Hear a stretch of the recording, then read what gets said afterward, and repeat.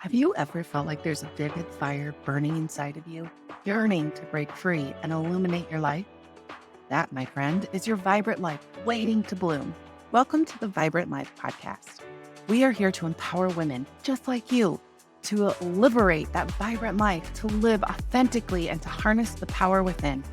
Our journey will take us through the enlightening realms of energy healing, goal setting, spiritual awakening, and so much more.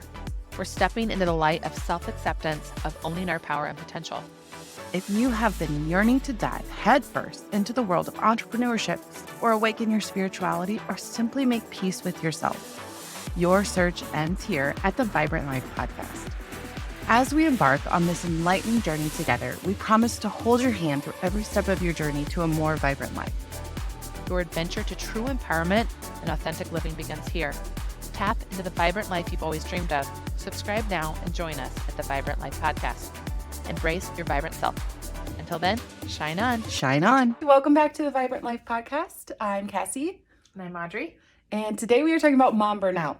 Yay, everyone's probably experienced it. So we wanted to dive in. I think this is a very relevant topic for everyone. I'd kind of like to point out that this was not the topic we were going to start with today. And we both kind of ran into some issues this week that made us realize that we were not prioritizing our self-care. And the universe definitely let us know that that was an issue and we needed to focus on it. Absolutely. So let's kind of set a groundwork. Mom burnout is when you are physically, mentally, emotionally exhausted. And that can manifest in a lot of different ways. A lot of times it's short temper, you're very emotional. You can have a very big sense of overwhelm. A very big sense of overwhelm. For me, it's just wanting to check out of everything. Every little thing makes me just want to tap out. I find myself numbing more. So what I mean by that is I'm, scrolling through my phone, or I'm playing phone games, or for me, it's reading. So when I'm reading 8 books and I know I have other things I'm supposed to be doing, but I just can't get the energy up to do it. That is one big symptom for me. So I am probably on the same board with the phone scrolling. I noticed myself doing it a lot at the beginning of the week because instead of being present and feeling the emotions that were coming up for me, I decided to suppress them. And I do find myself the phone scrolling, watching TV that's really dumb. Yeah, that's a big one. Yeah. And a lot of times for me, it's a self-perpetuating cycle. So that's when I find myself watching like true crime, things I have no business watching because then it freaks me out. And it also just makes me sad that that's where the world is and that happens. And so then it's like, oh, that makes me depressed. And then I just sit on my couch and do nothing. So it's just this like doom spiral It's a spiral of I've got things that I'm feeling, I don't want to feel them. And then you latch onto something else. Yes. That makes you feel something extra unnecessary. Right. So it's like, fair enough. Yes. So what makes you know that you're having mom burnout? What are your symptoms? Do you do the same things? Do you have other things that you might be able to identify that might be a sign that you're burnt out? Yelling at the kids? Yes. That's a big one for me. Yeah. If I am very short-tempered and yelling at them, I know that some self-care is lacking. Yeah, and lack of motivation to do anything. Lack of motivation is a big one for me. So I have all these things that I want to do. I just can't get the energy to do it. Yeah. And that includes doing fun things with my daughter. So I might have an idea of like, we're going to go have a picnic at the park or whatever. And I'll set that at the beginning of the week. But if by the end of the week I'm feeling overwhelmed, we're ordering pizza in. Yeah. And again, it's that perpetuating thing because then I'm not hitting my goals, or I'm feeling guilty because I didn't serve a nutritious meal, or I'm not giving her the attention she wants. And that just feeds into the overwhelm that I'm already feeling. And then that can kind of make it even worse. It is that cycle. So what are things we can do? So we kind of know what to identify. Right. What things are you doing that are your signs, your ding, ding, ding, it's time to do some self-care. So that's kind of how you identify it. Mm-hmm. What do you do to get out of it? Yeah. So for me, I am a very visual person. So I found this exercise that I have been doing probably 6 years now, actually probably even longer. It wasn't mom burnout in high school, but I remember in high school trying to juggle all the things. And this is when I created this kind of 4-column chart that I make. So for me, it takes a moment of reflection. And for me, I just dump everything out on a piece of paper of like, what am I expecting of myself? because usually it's too much. Usually I have these expectations of myself that are way up here, and most of them are not necessary. So the first thing I do is just get it out on a piece of paper. And then I start to go through each line and I say, okay, this is the expectation I've set or a task I've set for myself. And then I start to evaluate that one. Like, is that a keep? Is that a delegate? Can I put that off to someone else? Can that go into a bucket for later? Or can I just stop doing that entirely? Because I think sometimes burnout comes when we're continually adding onto our pile and we're not intentionally taking it off, and we're also not being really aware of how much we're taking on. And so I go through each line, and it's amazing how many of those I can just be like, this isn't going to be part of my life in the near future. Like, I'm just stopping for right now. And it's maybe not I'm stopping forever, but I'm stopping for right now so that I can create time to practice self-care, to just relax. That's a thing that you can do. and that's a learned skill. That brings up a great point. I think I need to get into more of an anecdote of explaining, because I don't work like that. I love that those work for you. For me, I didn't know that self-care was even something that you were supposed to do. I don't think society teaches moms that they're supposed to care for themselves. I think it's more prominent lately than it was when I started parenting 10 years ago. So now I'm thinking about how big my oldest is getting. But when I started parenting, I did not know any of those things. And so I took on all the responsibility. I wanted to make sure we were doing all the fun things. We were eating as good as we could. We were limiting their screen time. And then I don't know, it just perpetuated into, okay, I've got one kid, I'm juggling all the things, and I'm short-tempered, I'm not patient with my children, I'm frequently yelling, always feeling overwhelmed, always feeling like things are hard to do. I got to my third kid, and I went to see, I think I mentioned this before, Kristen at Breathe, and she's like, well, what are you doing to take care of yourself? I was like, what do you mean, what am I doing to take care of myself? And she was like, you have to take care of yourself before you can take care of anybody else. So for me, that was when it started, that I even recognized that I needed to take care of myself, and I didn't know what self-care looked like. So over the last 5 years, I have cultivated a routine of things that I can do. They're not things I do all the time. They're not things I do consistently, but I have a toolbox. Yes, I have a toolbox of coping skills, and I pull them out when I need them, as I need them. Okay. So I'm a little less listy, but sometimes you need to be really listy. It's really good to know what your personality is. Yeah, and for me, my self-care has to start with the mental. Because for me, I personally take on too much, and it's all in my head. Like, it's not expectations that others are necessarily putting on me, but it's ones that I'm putting on myself. So for me to even get to a place where I can pull out my coping skills, I have to recognize what I can get rid of. And so I think we go about it different ways, but we get to the same result. Yep, absolutely.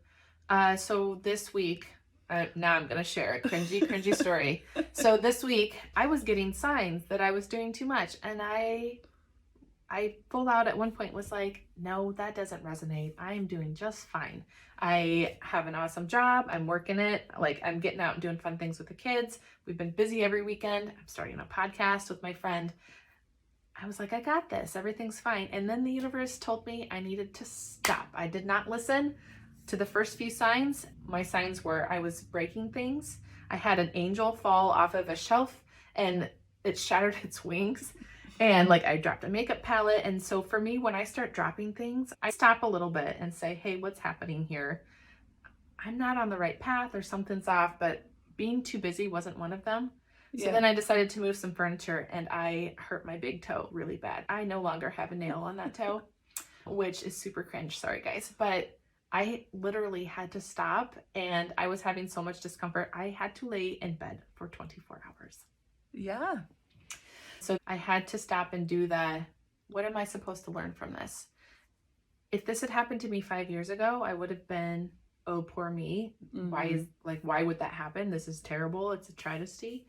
And then when it happened now, that was the first thing I thought was, what do I need to learn? What am I not paying attention to in my life? And so when I really thought about it, it was, you need to slow down. All the things you have in your life right now are things that you have manifested. You have a great job. You have improved your relationship with your husband. You're bringing in your vibe tribe. Your uncle moved here from Texas, which is something I've wanted to happen for a really long time. He's here. He's incredible. He's helping our family. He's here to watch our children grow. So that's amazing. And I wasn't enjoying it. I was in this mindset of, what am I going to bring in next? Oh, I'm working on the podcast with Cassie, which I've been thinking about forever, doing something like this.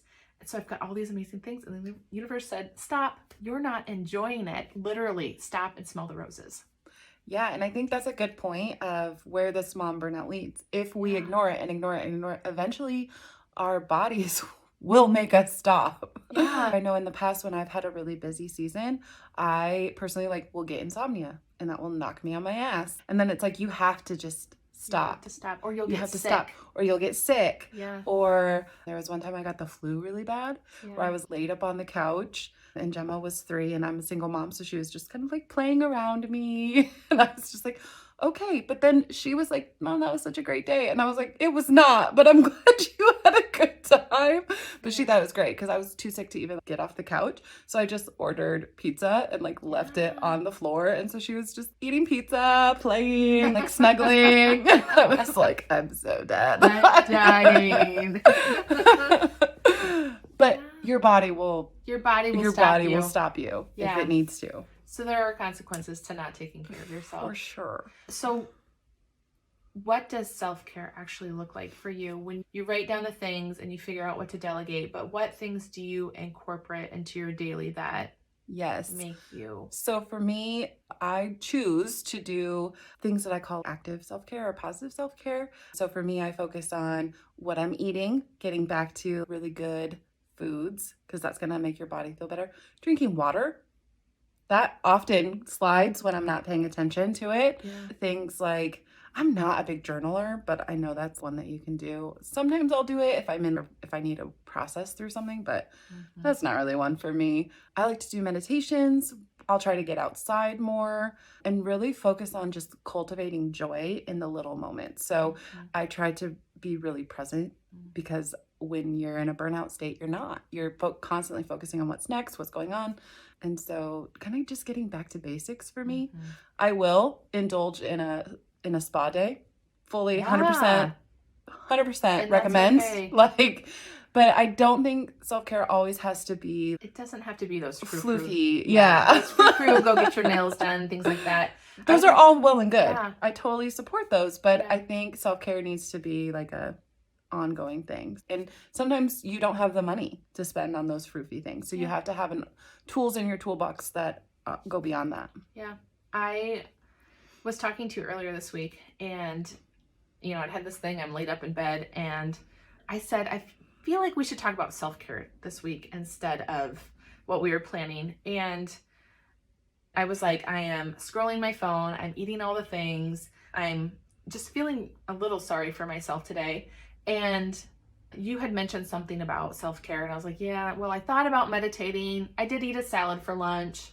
And you said that I knew the difference between the two. I knew I had options, and I chose the self-care method that was best for me at that moment. Yes. And I did need to scroll and detach from everything and eat some comfort food that day.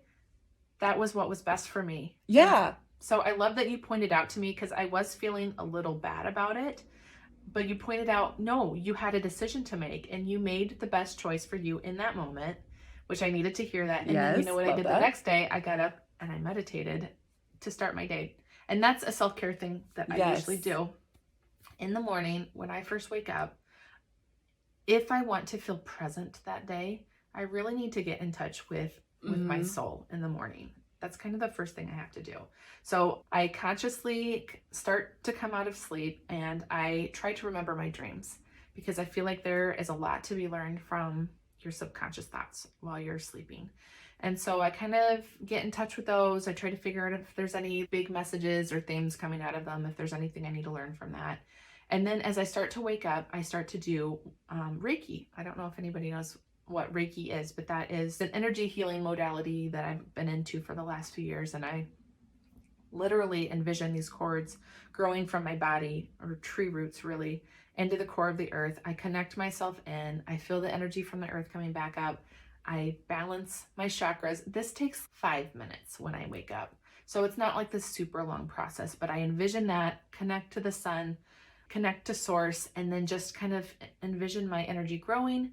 And then I kind of pull it in and I kind of protect myself and just say that this is how I feel today. I know I'm going to come into contact with people who maybe aren't feeling like I am feeling today, and I want to be able to recognize what's mine and what's other people's. And so if I don't do that to start my day, which sometimes I don't, because sometimes I have kids come in waking me up, or somebody needs something before I have that chance to have that 5 minutes to myself, I notice a big difference in how my day goes. I think that's a very good point of these self-care rituals don't need to be elaborate. They don't need to take a lot of time. You can find little pockets of time to sprinkle them in throughout your day, and they don't have to be this big thing. No. But that continual pouring into yourself, or I want to say watering, but that sounds so weird. I'm watering the plant that I am. It's okay. Like continually taking care of your needs, it pays off. It pays off in the long run. And I think it's super important to figure out what little tiny things you can do for the day that you can kind of connect to. I think it's important to set boundaries on knowing that you need that self-care. So sometimes I do say to the kids in the morning, or my husband, I need to meditate. I need everyone to clear the space, and I need 5 minutes to just get in touch with my breath so I can be present. And that's a big keyword we need to touch on, boundaries, because not only do we have to, kind of work ourselves out of this mom burnout, we need to have mechanisms that keep us from getting back into it. And as you said, it's okay to set boundaries with your kid. From the time Gemma was 18 months old, maybe, I started saying, Mom just needs to not be touched right now. I get overstimulated. I'd get super annoyed by being touched too much. So I love you, but Mom just needs to not be touched right now. Give me 2 minutes. You can sit next to me. And I would give her options because she was little. And now she just gets it and she wanders away and she's like, okay. But I don't want to be climbed on. I don't want to be like, sometimes I love to be snuggled. This is not one of those times. I say that too. Not it. No, I say that too. I'm touched out. Yes. I'm touched out, or I will say, Mommy needs a timeout. Yeah. And I will put myself in timeout. Yes. Yeah. And I think instilling that in them too. Gemma has her little quiet corner where she will go, and just normalizing that it's okay to set those boundaries, not only with the people we love, but with our friends and with people we come in contact to. I think that's a good point, that Gemma is learning these things from you as well. Yeah. Right? I'm teaching my children as well that it's okay to take a break, to balance your emotions. I especially use it with my middle one. Your emotions are a little out there. We need to take a moment and we need to regulate. So if you need to regulate, you can do that safely in your room. We'll give you some time and you can rejoin the family when you feel like you can be nice to everyone again. It's the best way to put it. When you can be a functioning part of this family, you can come back out. But yes, you've normalized it. It's not a punishment to her because she's watched you do it. Yeah.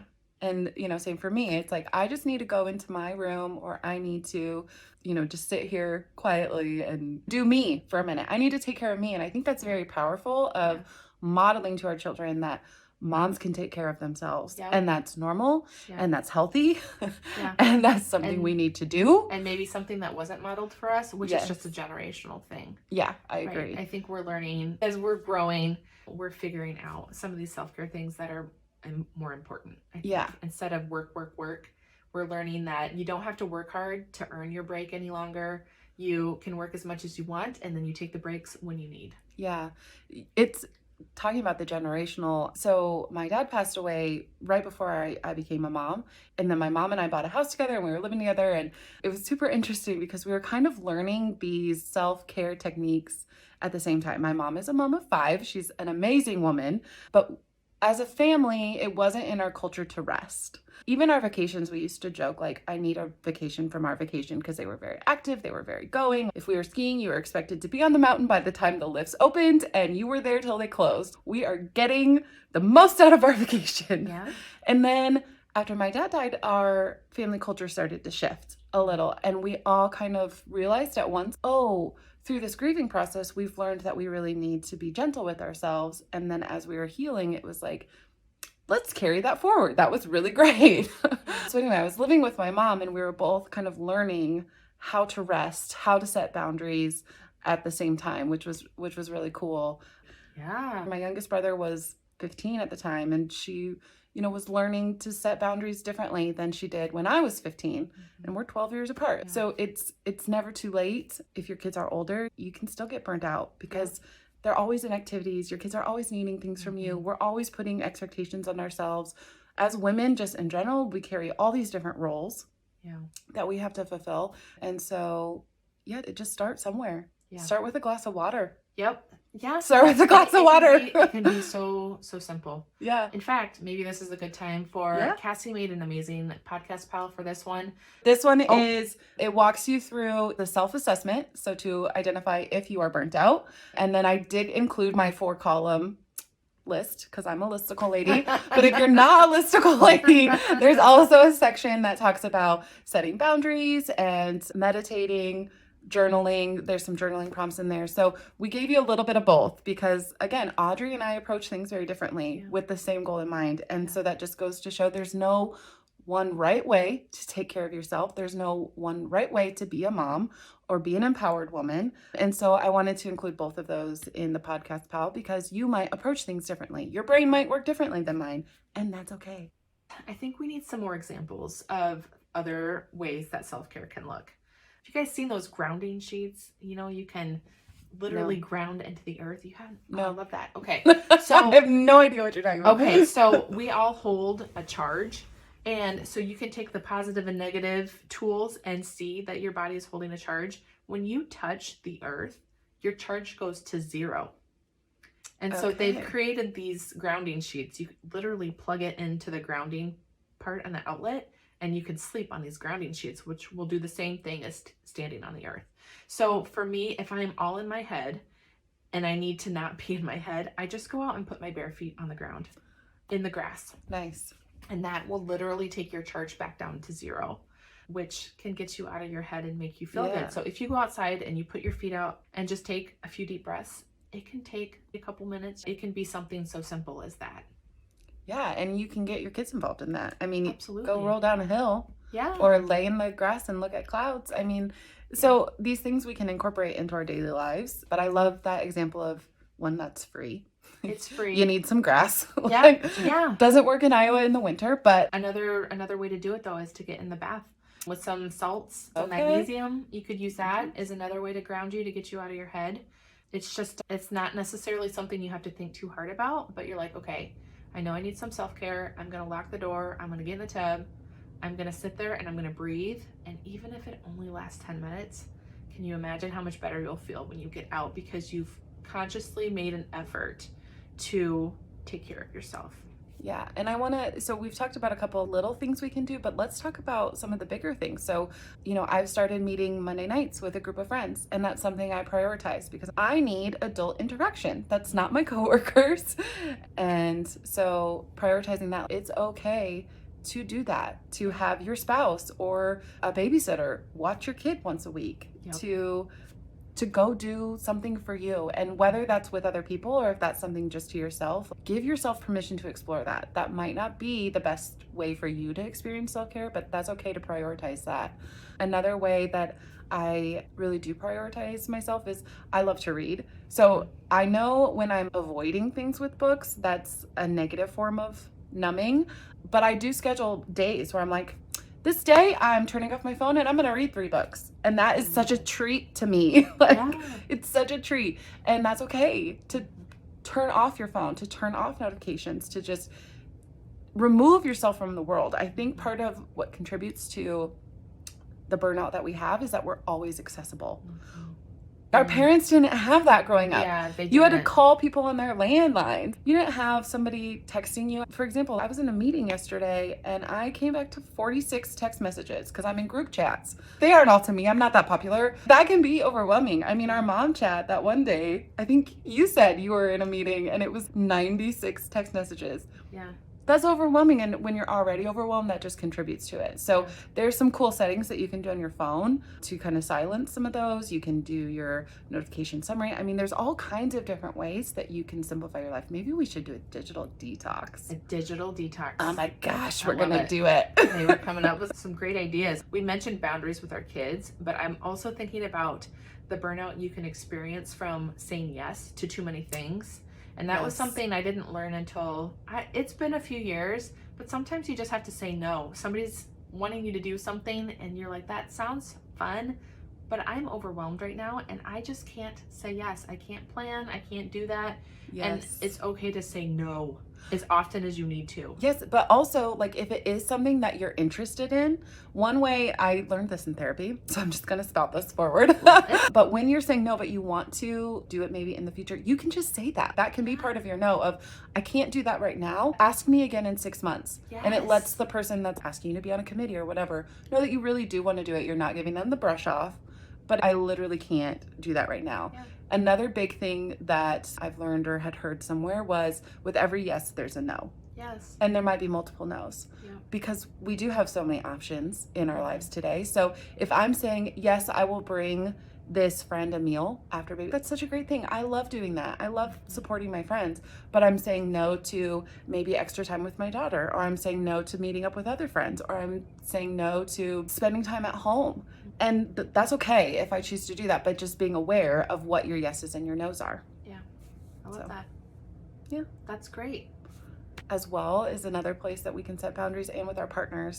I know you've talked a little bit about that, of like reevaluating your relationship and coming to a place where you're both agreeing on those boundaries. Yep. But same with work. I mean, every time you have a review, or anytime you can say, you know, this isn't working for me, let's reevaluate those boundaries. Mm-hmm. And so you can apply those in every area of your life. And that's a whole other podcast of how to set boundaries. Yeah.